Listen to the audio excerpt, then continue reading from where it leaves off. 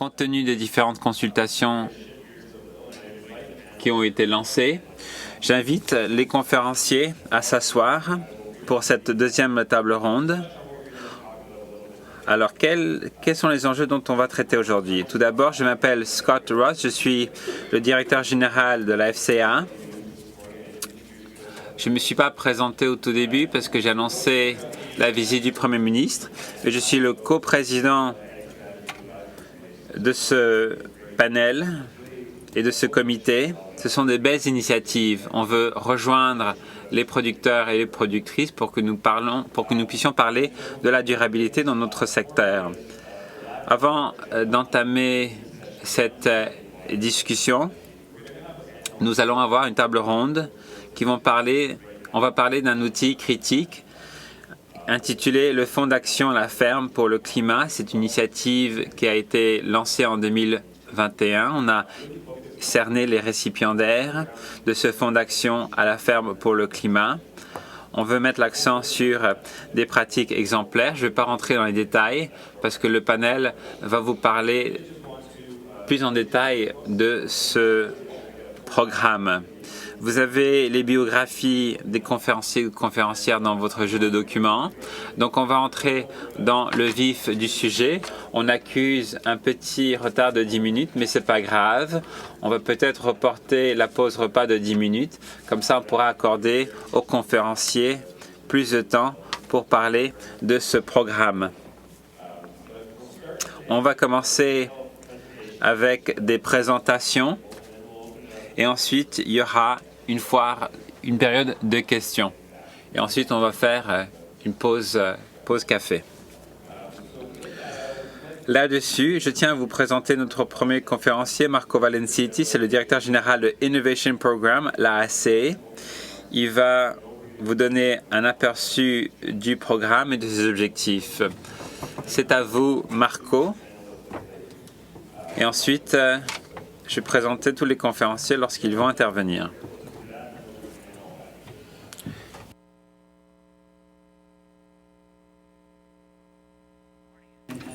Bon matin.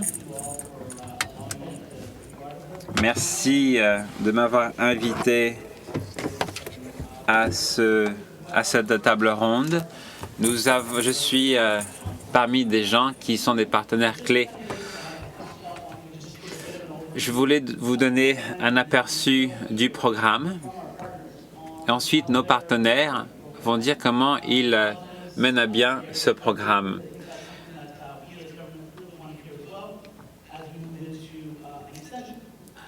Alors, le programme a été prolongé tel qu'il a été décrit dans le budget 2022. Ce fonds d'action à la ferme pour le climat, ça représente le pilier du cadre de solutions climatiques. Nous avons différentes initiatives. Les laboratoires vivantes, ça permet aux producteurs, aux gouvernements, aux scientifiques et aux universitaires de collaborer sur le terrain. On rassemble différents intervenants de l'industrie et du gouvernement pour avoir une bonne perspective sur le terrain. C'est une des composantes clés de ce programme. Ensuite, il y a le Fonds d'action à la ferme pour le climat. Le Fonds d'action a été lancé en 2021. C'est un projet pilote. L'intention de ce projet pilote est de donner des initiatives dans 3 secteurs. Tout d'abord, la gestion de l'azote, ensuite la couverture des denrées et ensuite la rotation des denrées. On voulait donner aux producteurs des initiatives, des incitatifs en se concentrant sur 13 organisations, dont 12 qui font partie de cette table ronde. Nous avons également rejoint un groupe autochtone qui est un participant. À ce jour, je dirais, et on va attendre de nos partenaires, le programme a été vu d'un bon œil, globalement.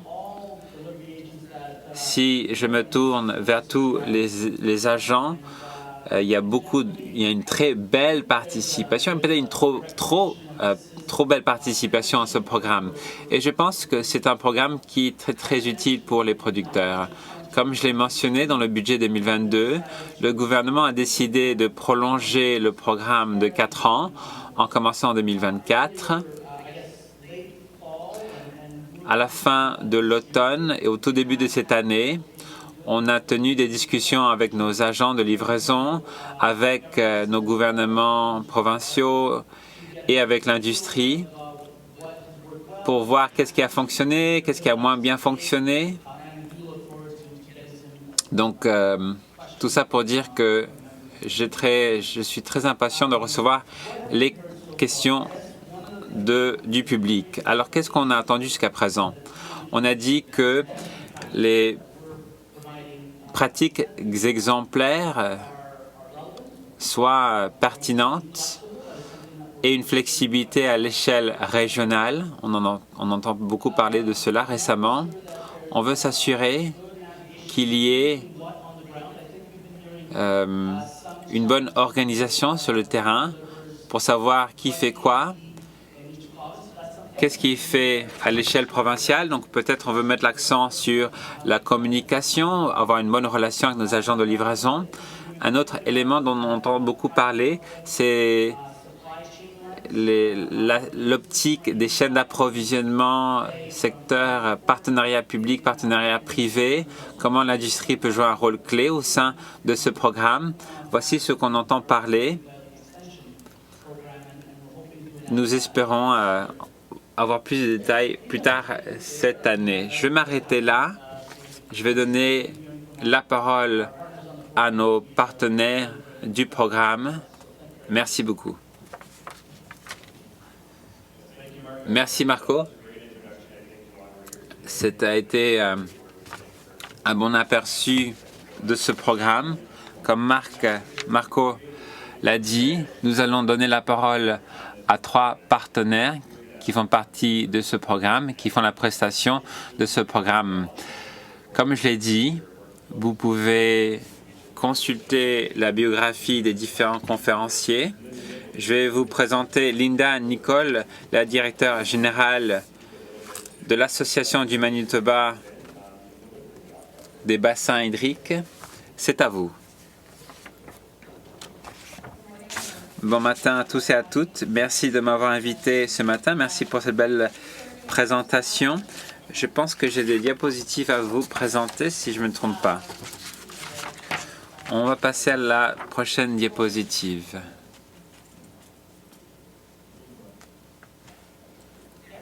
Alors voilà.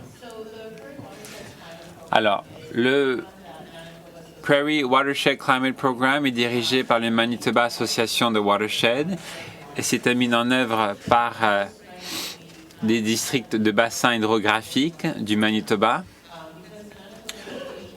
L'association Manitoba Association of Watershed, c'est une petite association, mais avec Living Labs, on a pu travailler avec notre association, avec nos districts de bassins hydrographiques. On a reçu 40 millions de dollars pour la mise en œuvre de ce programme au Manitoba et en Saskatchewan. Nous sommes un organisme à but non lucratif qui appuie les 14 districts de bassins hydrographiques.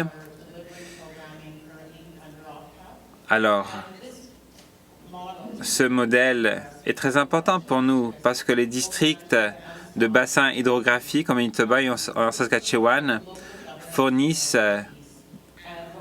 de l'expertise locale. Comme l'a dit la FCA, on veut avoir un programme local en ayant ces bassins hydrographiques qui répondent aux besoins des producteurs. On veut renforcer la proposition que nous avons mise de l'avant en s'associant avec les bassins hydrographiques du Manitoba. On a pu avoir une approche multiprovinciale. Alors, nous sommes en train de couvrir les 3 pratiques exemplaires. Notre espoir, c'est d'avoir un programme accessible pour les producteurs, particulièrement un programme de coûts partagés jusqu'à concurrence de 85%, jusqu'à un maximum de 75 $ par producteur. On ne voulait pas mettre trop d'obstacles. En raison de cette approche régionale, il y a des petites variations par rapport à la priorisation des pratiques exemplaires les plus pertinentes. Donc il y a quand même une variation régionale au sein de notre programme. Les demandes doivent être vérifiées, les factures, les reçus, photos avant et après, attestation du producteur. Comme Marco l'a évoqué, il y a différents programmes dans différentes provinces, puisqu'il y a un plafond jusqu'à concurrence de 75 000 $ par producteur pour la durée totale du programme. Il est très important que les producteurs soient conscients de ce plafond et n'appliquent pas au même programme venant de différents fournisseurs. On va examiner les chiffres. Comme j'ai mentionné, on accepte encore des demandes. Voilà des demandes reçues par pratique de gestion bénéfique. Ce sont des chiffres qui datent d'il y a 2 semaines. Si on examine les chiffres, on voit qu'il y a 76% culture de couverture. Nous avons 20%, donc à peu près 1,67 million. Gestion de l'azote, nous avons approuvé plus de 700 demandes. 76% est imputé à la gestion de l'azote pour 6,35 millions de $. Un des enjeux auxquels on a dû faire face dans la région, c'était une inondation très importante. 2 photos qui illustrent l'impact de cette inondation. C'est difficile de comprendre l'impact de cette innovation sans voir ça sur le terrain. Ça a eu un impact important sur beaucoup de terres agricoles. Beaucoup de producteurs peuvent parler de l'impact néfaste de cette inondation. Dans le programme, la demande pour ce programme a connu pas mal de difficultés. Les producteurs n'ont pas pu mettre en œuvre ces programmes. Culture de couverture, gestion de l'azote, pâturage par rotation. Les producteurs ne pouvaient pas mettre en œuvre ces pratiques. Alors dans les prairies, on a vu l'impact de la météo sur ce programme. Cependant, nous avons entendu que les producteurs ont des plans et on pense que cette année sera une année très occupée pour les producteurs. Par rapport aux prochaines étapes, nous sommes très optimistes pour l'exercice financier 2023 à 2024. On veut accroître les communications, le soutien à la vulgarisation pour toutes les pratiques de gestion bénéfique. Ça, c'est très important. Comme Marco l'a dit, parfois, les producteurs sont un petit peu mêlés par rapport aux différents programmes qui existent dans les prairies. Nous avons nos 3 pratiques exemplaires en Saskatchewan et au Manitoba. Il y a d'autres associations qui ont un programme de pâturage dans la province et Manitoba Feti Federation gère ces 3 pratiques exemplaires. Donc, il y a des messages contradictoires par rapport à quels programmes sont accessibles. Donc, on veut renforcer notre communication. On veut davantage soutenir les producteurs pour qu'ils aient accès à ce programme. On a également une stratégie en matière de communication. Certains de nos partenaires se trouvent dans notre salle, dans la salle aujourd'hui. Keystone, il y a d'autres partenaires qui sont là pour rejoindre les producteurs, pour comprendre quels sont les outils disponibles et comment avoir accès à ces outils. Au-delà de cela, on espère avoir moins d'inondations. On ne veut pas de sécheresse, mais on espère avoir moins d'inondations. On espère avoir avoir différents programmes, des programmes de mentorat. On a reçu beaucoup de commentaires des différents producteurs. Les producteurs veulent entendre la voix des différents producteurs. Les gens veulent voir qu'est-ce qui fonctionne sur la ferme. Donc ça, c'est un aperçu de ce qu'on fait. Donc, je vais m'arrêter là. Mais si vous voulez avoir plus d'informations, vous pouvez consulter notre site web ou vous pouvez également me voir après la réunion, après cette table ronde. Thank you. Merci beaucoup, Linda, pour cette présentation. Merci pour cet aperçu global. Je pense que la séance questions-réponses sera très intéressante. On pourra vraiment bien profiter de cette séance questions-réponses. Je vais maintenant vous présenter Angela Stratoff, directrice du programme Ontario Soil and Crop Improvement Association. Merci. Bon matin à tous et à toutes. Je m'appelle Angela Stratoff. Je viens de l'Association pour l'amélioration des sols et des récoltes de l'Ontario. Nous sommes un organisme à but non lucratif. Nous avons 4000 producteurs membres au sein de notre association. Parallèlement au Fonds d'action à la ferme pour le climat, nous sommes un agent de livraison en Ontario. On fournit des plans, on organise des ateliers de biosécurité et on fournit également un programme des espèces en péril. Donc nous jouons plusieurs rôles.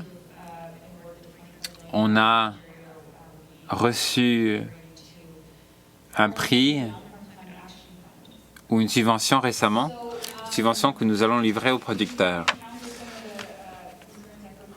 Alors, certains enjeux ont été abordés par nos conférenciers. Nous sommes le seul agent de livraison des pratiques exemplaires en Ontario. Il y a également un financement offert aux producteurs biologiques, mais l'association fournit les trois pratiques exemplaires en Ontario. Nous avons différents soutiens disponibles. Nous avons décidé de fournir un coût de partage de 65% et pas le 85% qu'évoquait Linda. C'était notre façon de se servir des fonds pour rejoindre plus de producteurs. Et ce plafond s'applique ici. C'est un plan par travailleur. Ensuite, de l'aide financière à frais partagés offerte pour couvrir 65% des coûts de projets approuvés jusqu'à concurrence d'un montant maximal de 30 000 par demande dans la catégorie gestion de l'azote. Il y a eu 2 périodes de réception de demandes depuis le lancement du programme en 2022. La première période, on a reçu 14 000 demandes en août. Ce sont des projets qui ont été mis en œuvre en 2022. Actuellement, on est en train d'évaluer les demandes en janvier. Ça a été fermé le 18. On a reçu plus de 12 000 demandes pour cette période.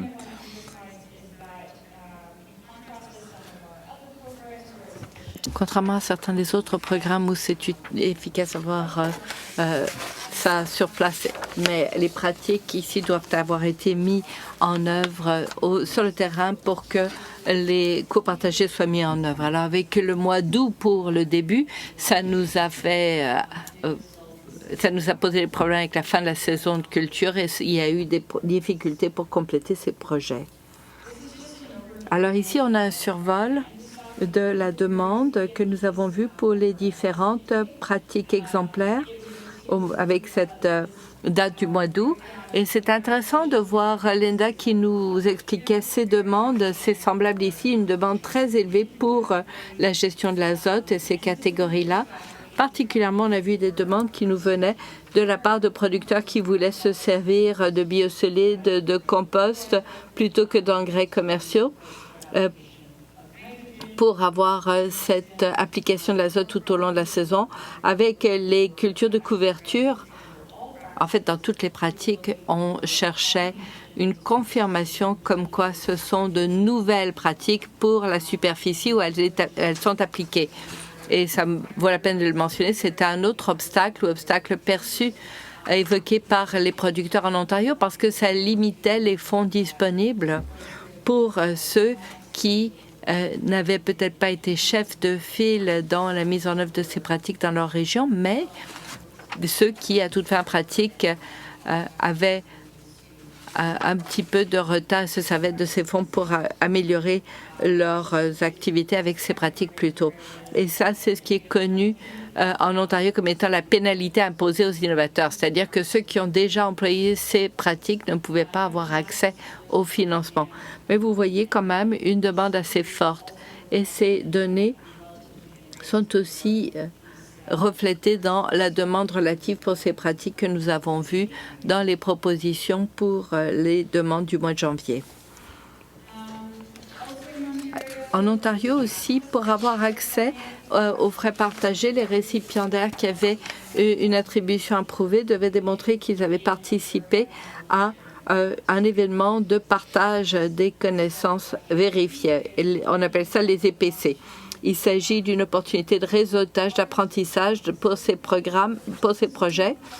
Et ça n'est pas consacré exclusivement aux producteurs avec de tels projets. Ce qu'on a choisi de faire en Ontario, c'est que, oui, nous développons certains de ces événements, mais nous avons reconnu qu'on n'était pas nécessairement obligé de réinventer la roue ou de dédoubler les efforts. Il existe déjà beaucoup d'événements très, très utiles qui sont accueillis tout au long de l'année, des journées de démonstration. Sur le terrain, on a aussi des journées pour les différentes denrées. Et ce sont des événements où on pourrait aussi joindre ça au financement. Et c'est ce qui pourra encourager les producteurs à venir à ces événements pour avoir accès à ce réseau de leurs pairs et des experts afin d'avoir un renforcement de leur confiance, renforcement de leurs connaissances pour avoir l'adoption à plus long terme de ces pratiques bénéfiques et pour assurer la réussite du projet à court terme. Alors, en plus des journées de démonstration et en plus des webinaires et des panels d'experts auxquels on peut avoir accès, il y a aussi des opportunités de mentorat à plus long terme. Il y a les Farmers for Climate Change Solutions et d'autres événements de partage des connaissances. On essaie de profiter de ces activités existantes et de joindre ça à l'accès au financement. Et la dernière chose que je voulais vous dire ce matin, parce que c'est assez particulier dans le cadre de ce projet, nous essayons d'amplifier la priorité fédérale qui est d'avoir l'équité, la diversité, l'inclusion dans le cadre de nos programmes. Alors au national, dans le programme, on veut accroître l'appui disponible par le biais du programme pour les agriculteurs autochtones et pour ceux qui viennent de groupes actuellement sous-représentés, y compris les femmes, les jeunes producteurs, ça c'est de moins de 40 ans, les membres de communautés de langue officielle en situation minoritaire, les membres LGBTQ2+, et les producteurs racisés. C'est un nouveau domaine pour la fédération. L'ensemble de l'industrie en a beaucoup à apprendre sur les gains qui sont possibles dans ce domaine. Et nous travaillons avec l'Association des producteurs écologiques de l'Ontario. Il s'agit d'un groupe qui est reconnu comme chef de file quand il s'agit de se concentrer sur l'expérience de ces agriculteurs plus marginalisés. Alors, nous essayons de voir comment pouvoir faire la promotion de ces pratiques auprès de ces groupes, mais nous voulons aussi mieux comprendre de leur part quels sont les obstacles perçus à leur participation, parce que les taux de participation à ces programmes sont plus faibles.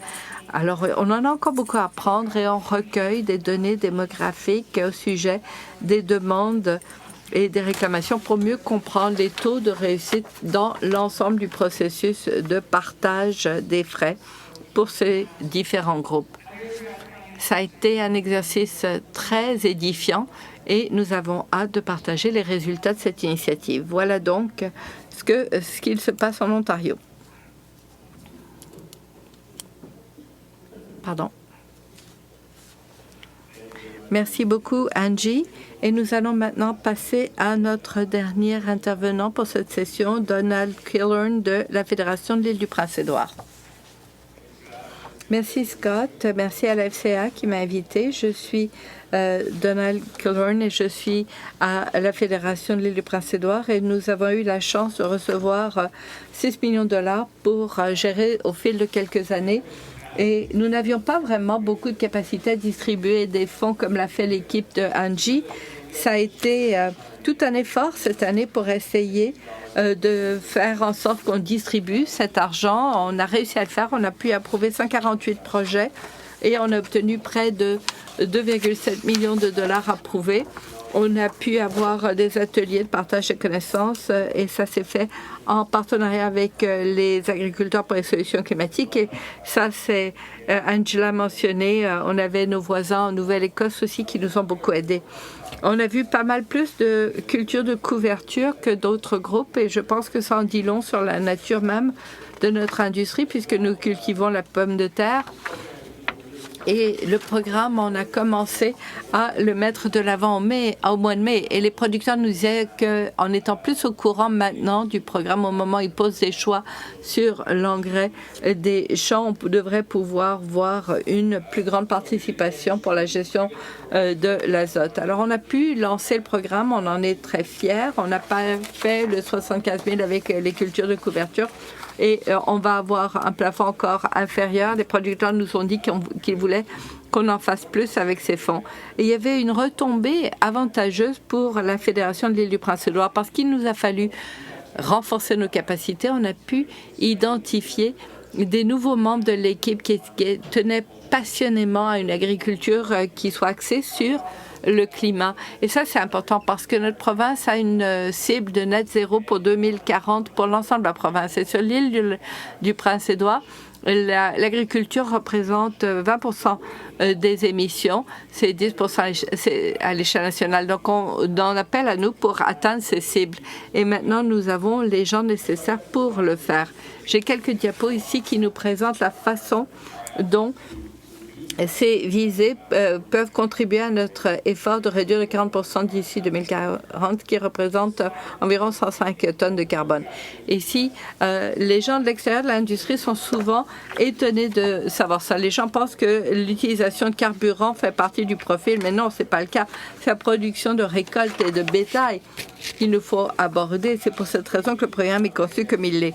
On a donc utilisé l'outil d'Agriculture agroalimentaire Canada pour faire la modélisation des émissions à l'île du Prince-Édouard. Et ce qui est en violet au centre, c'est là qu'il faut vraiment concentrer nos efforts pour atteindre la cible.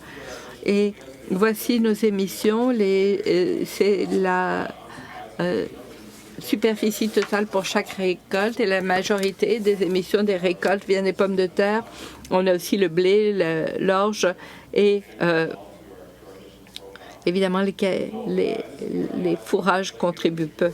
Et vous voyez ici la production de bétail, surtout de la production laitière et du bœuf. Pas beaucoup d'émissions qui nous viennent du porc, de la volaille ou des moutons. Alors, on sait sur quoi il faut se concentrer au niveau de la géographie. Puis ensuite, on a examiné ce qui peut se faire. Ici, on a certaines des pratiques exemplaires. Et on sait pourquoi les pratiques sélectionnées l'ont été et c'est une façon d'atteindre nos cibles à l'île du Prince-Édouard.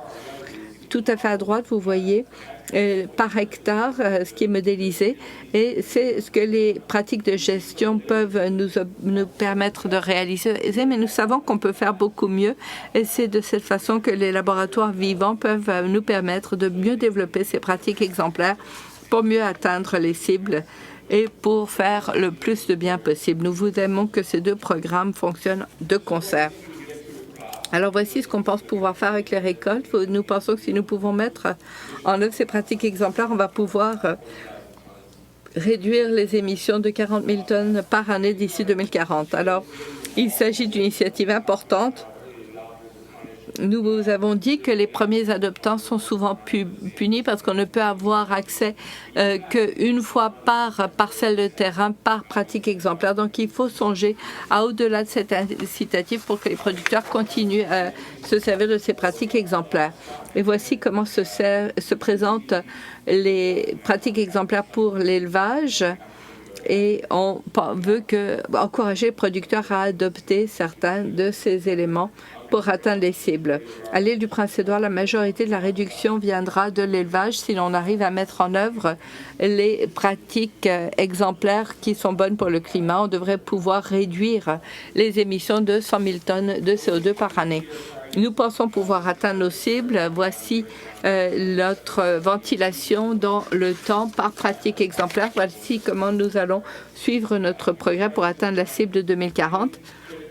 Nous essayons à songer de façon critique aux façons d'avoir recours à la réduction de carbone par le biais des marchés volontaires pour créer des incitatifs pour que les producteurs prennent ces réductions à l'île du Prince-Édouard pour en faire des incitatifs à plus long terme pour les producteurs. Il s'agit d'une belle opportunité de renforcer notre capacité par rapport au climat et à l'agriculture. Nous serons heureux de continuer à mettre cela en œuvre et appuyer nos producteurs pour trouver des solutions pour l'ensemble de l'agriculture. Merci.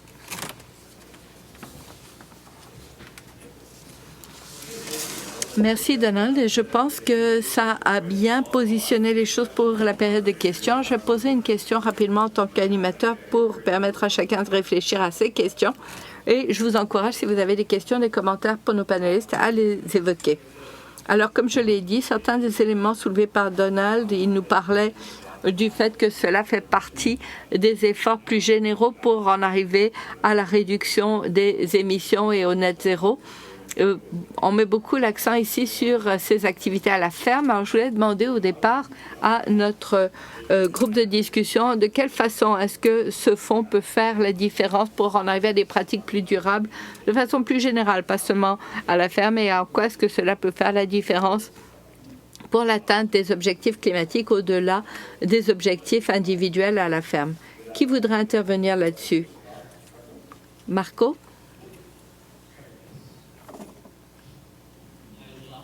C'est allumé, parfait. Alors, merci pour cette question, Scott.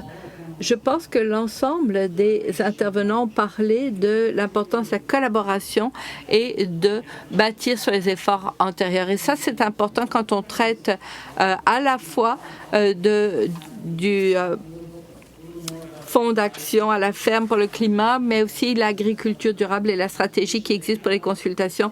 Je pense que ça nous donne une meilleure vue d'ensemble. Mais au niveau des programmes, je vois deux choses. Il faut pleinement profiter de la collaboration, mais on l'a aussi entendu, et quand j'ai présenté le programme, au-delà des incitatifs, parce que les incitatifs, c'est un élément important du fonds d'action, mais on a aussi appris l'apprentissage de la part des pairs, le transfert des connaissances. Tout ça, ça doit faire partie de notre réflexion, parce qu'on s'est fait dire que c'est un aspect important du fonds d'adaptation. Donc, non seulement les incitatifs, mais aussi tout ce qui accompagne cela, le transfert de connaissances, l'éducation par les pairs. Ce sont là des éléments qui, nous l'espérons, pourront permettre de rehausser les niveaux d'adoption. Merci. Est-ce que d'autres voudraient intervenir? Mais je pense que tout le monde dans la salle le sait. On nous demande de fournir ce qui est un bien public, un bien pour l'ensemble de la société. Et ce fonds d'action, c'est un point de départ et on a des adopteurs, des gens qui sont à l'avant-plan. Il faut bien les appuyer aussi. Mais ici, on a aussi le concept présenté à ces producteurs qui ne l'envisageaient peut-être pas du tout. Et c'est une bonne façon d'aller de l'avant, mais de dire, bon, voici des fonds pour cette superficie une seule fois pour faire ça, mais ça laisse la question en suspens. Qu'est-ce qu'on fait pour encourager les producteurs à continuer à prendre cet enjeu au sérieux? Et on peut se poser la question, quand est-ce qu'on va avoir les meilleures pratiques ou la méthodologie pour gérer le carbone dans le sol pour que nos efforts puissent être tenus en ligne de compte au Canada? Oui, si vous me permettez d'intervenir là-dessus, je pense que de façon plus générale, et ça rejoint ce que disait le groupe de discussion antérieur, c'est une façon d'aborder la conversation différemment par rapport au grand public. Quand on a un investissement massif comme celui-ci de la part du gouvernement fédéral, on a une attente là qui est établie par le gouvernement fédéral et ça nous donne, en tant qu'industrie, la possibilité de partager le beau travail qui est fait par les éleveurs, les agriculteurs à la ferme pour mettre en œuvre les pratiques exemplaires. Dans bien des cas, les producteurs font déjà ce travail-là et le défi pour les premiers à adopter ces nouvelles mesures, c'est une chose. Il y a moyen d'améliorer le programme à ce niveau-là, mais quand on parle de mise en œuvre à grande échelle des pratiques qui sont bénéfiques pour la séquestration, la réduction de carbone et des gaz à effet de serre. Ça, c'est le récit que recherche le public en ce moment. Et si on regarde les choses du point de vue des communications, il y a une belle opportunité qui s'offre à l'industrie. On peut dire, voici ce que fait l'agriculture, voici ce que nous faisons bien, voici comment vous pouvez contribuer à tout cela.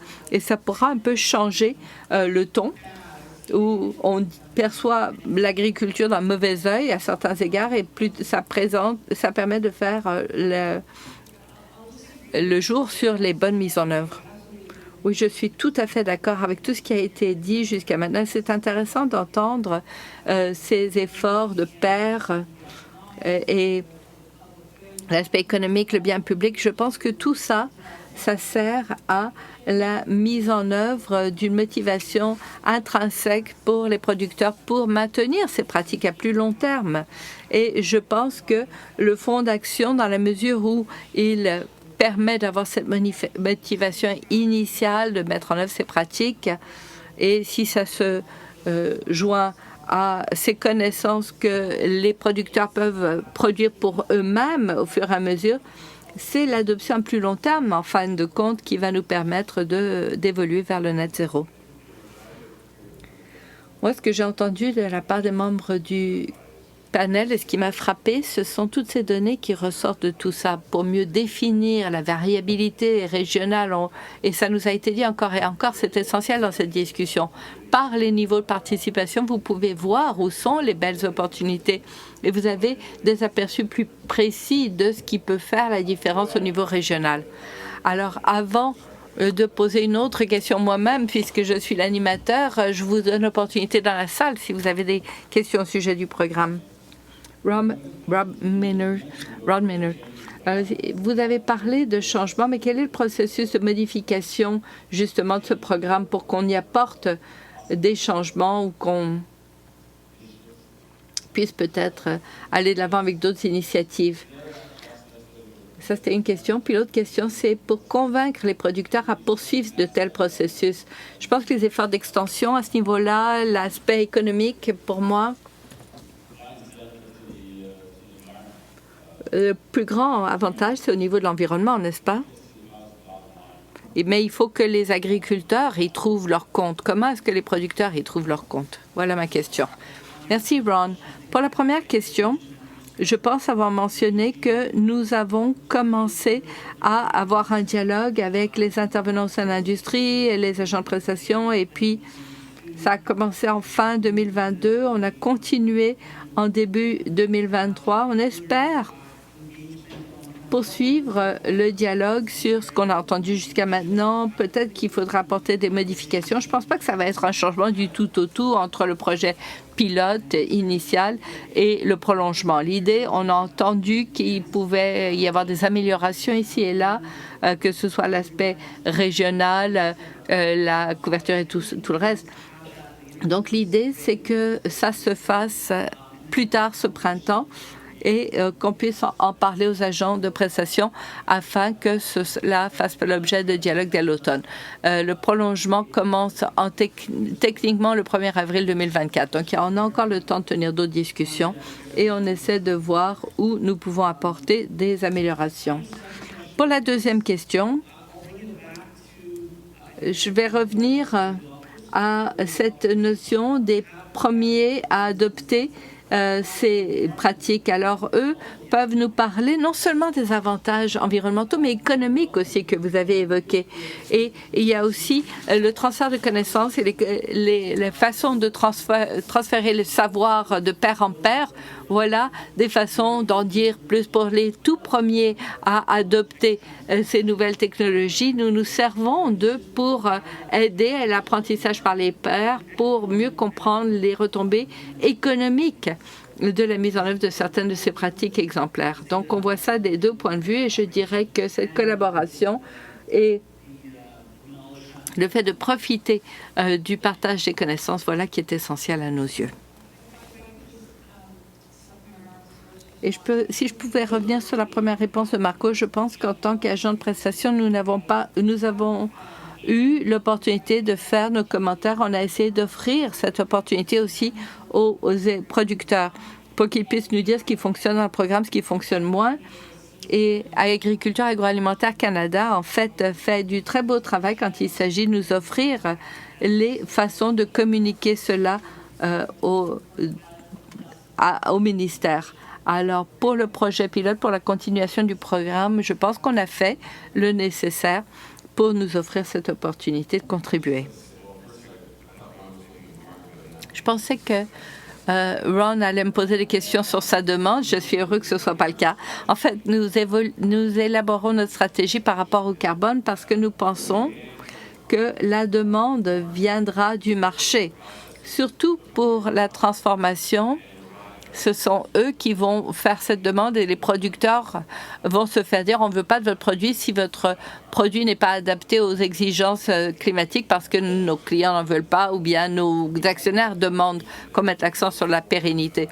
Donc, nous nous attendons à ce que la demande, l'exigence de gérer le carbone sera imposée à la ferme. Et notre objectif est d'habiliter les agriculteurs à poser les bons choix. Parce qu'il y aura toutes sortes de façons de vendre votre carbone. Vous allez pouvoir le faire par le biais du fonds d'action. Vous allez pouvoir le vendre au marché, aux clients directement. Nous essayons de commencer à renseigner le producteur. Nous apprenons nous-mêmes et nous voulons habiliter nos agriculteurs à poser des choix quant à savoir à qui vont vendre leur carbone, comment et à quel prix. Sur ce que Donald vient de dire, justement, c'est ce qu'on entend de la part de nos agents de prestation, mais aussi de la part de l'industrie. Et j'ai mentionné au départ, ce lien entre les maillons de la chaîne d'approvisionnement, l'aspect valeur pour les producteurs jusqu'aux détaillants, jusqu'aux consommateurs. Et ça, c'est un élément que nous voulons intégrer au programme dans la mesure du possible pour que cet obstacle d'affaires s'applique pour l'ensemble de la chaîne d'approvisionnement. Donc, on essaie de voir dans quelle mesure c'est possible de faire les choses ainsi. Je pense qu'on a du temps pour une dernière question. Si vous êtes intéressé, je vous invite à venir au micro. Veuillez vous présenter et nous dire de quelle organisation vous représentez. Merci, Scott. Devin Walker de l'Association des producteurs de la Saskatchewan. Merci de nous avoir invités. Merci au panel. Alors, j'aurais quelques questions. Une question, en fait. Côté adoption, en Saskatchewan, l'équipement semble être le gros enjeu parce qu'il n'y a pas suffisamment de gens et il faut investir dans l'équipement. Alors, pour encourager les producteurs à maintenir ces pratiques exemplaires, d'après notre expérience, nous voyons l'adoption de nouvelles technologies, des équipements, des processus. Une fois que ça c'est fait, il n'y a jamais de recul. Il semble que s'il y a moyen d'avoir des retombées, bien, on ne recule pas. Et habituellement, le jeu en veut la chandelle si vous avez fait ces investissements. Donc, je pense que la preuve de l'adoption, ce sera si la pratique est rentable, si elle est logique et ainsi de suite. Alors, avec le temps, l'objectif, quand on a administré ces programmes, l'objectif, en fait, c'est de ne plus avoir à les administrer avec le temps. C'est que les gens adoptent, tout simplement. Alors, comment mettre l'accent sur les aspects positifs et continuer à améliorer tout ce qui est un petit peu plus négatif? Comment percevez-vous Ça pour les exploitations de grande envergure, les récoltes sur les grandes superficies, comment faire en sorte que l'adoption en vaille la peine, que le jeu en vaille la chandelle, quand on n'a pas affaire à un système de la ferme à la fourchette. Est-ce que quelqu'un veut s'attaquer à cette question? Oui, moi je vais le faire. Je pense que vous avez bien raison dans vos observations quand vous dites que l'objectif d'un programme comme celui-ci, c'est de ne plus avoir à l'administrer du tout. On espère que l'incitatif suffira pour ceux qui envisagent des projets à grande échelle. Bon, on reconnaît les coûts qui sont associés à ça. Administrer un tel programme dans l'ensemble des prairies, on l'a entendu encore et encore, parce que c'est clair que c'est un marché d'agriculture axé sur l'exportation. Nous avons bon espoir qu'avec les incitatifs, l'éducation et l'ensemble de ces sessions de formation qui sont menées par les agriculteurs même, on espère fournir cette opportunité d'avoir une valeur ajoutée à la ferme. Si je songe à l'aspect communication, apprendre les leçons qui ressortent de tout ça, bon, on reconnaît que les adopteurs précoces ont vraiment été à la fine pointe et ils ont pu justifier ce type de changement dans leur pratique et nous espérons que cela nous permettra d'avancer plus encore. Pendant la première année, je peux vous dire, j'ai reçu toutes sortes d'appels de la part d'agriculteurs qui font du travail de ce genre, de toutes les façons qui fonctionnent à la ferme, au fur et à mesure, qui en ont vu le bien fondé, qui font ça depuis 5-10 ans et qui ont vu les retombées. Et donc, il nous incombe, et là je l'ai mentionné quand je parlais de nos plans pour accroître les communications dans la deuxième année, on a bon espoir de commencer à se donner le mot parce que je pense que c'est un bon point d'atterrissage pour fournir ces efforts d'extension pour 2024 et au-delà, pour véritablement aider les producteurs à comprendre tout l'avantage de la mise en œuvre de ces choses-là. Parce que l'an 1, c'était bon, bien comprendre le contexte, lancer tout ça, mais l'an 2, pour nous, c'est de diffuser l'information le plus largement possible pour répondre aux questions que les gens se posent. Et non, on n'a pas encore trouvé toutes les réponses, mais il y a des gens qui les ont trouvées, des gens qui nous sont venus de l'avant, qui nous ont dit ça fonctionne à la ferme, mais ils veulent être payés pour ça, et ça, je comprends parfaitement ça. J'ai pas de solution à cette problématique-là pour l'instant, mais on veut pleinement profiter de ces récits-là pour que plus soit au courant. S'il n'y a pas d'autres interventions, nous avons dépassé un petit peu les délais impartis, mais je dois dire que ce qui est ressorti de cette discussion va nous mener à la session suivante, des enjeux comme le fait d'encourager l'adoption à plus long terme et d'avoir toujours cette optique de la rentabilité à tous les niveaux. Quand il s'agit de l'extension, du transfert de connaissances, ce sont des enjeux qui sont mis de l'avant encore et encore quand on parle d'agriculture durable. Et il y a aussi cet aspect de variabilité d'une région à l'autre. Et puis aussi, comment encourager les adopteurs précoces et continuer à évoluer en ce sens. Alors tout cela étant dit, on va faire une pause santé de 10 minutes. On revient à 10h40. Il y a des goûters dans le couloir. Je vous demande d'être de retour à 10h40. On va passer à la portion suivante, l'ordre du jour, où on va parler de la stratégie pour une agriculture durable. Alors, une dernière main d'applaudissements. Merci beaucoup pour vos contributions.